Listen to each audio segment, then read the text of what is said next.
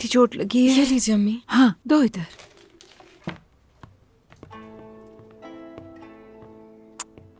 अम्मी मैं ठीक हूँ, कुछ नहीं हुआ। मेरे बेटे कारा की फैमिली बहुत खतरनाक है। तुमने उनके मामले में ऐसे टांग अड़ा दी जैसे तुम उन्हें जानते ही ना हो। सुनो, अगली बार उनके किसी भी मामले से दूर रहना। क्या मैं वहां खड़ा रहता, कुछ भी ना करता दादा? वो लड़की खुद को बचाने की कोशिश कर रही थी और वो सही कर रही थी। हसन वहां उसे फिक्रत से शादी करने के लिए छोड़ा है और वो उसकी पोती की उम्र की होगी।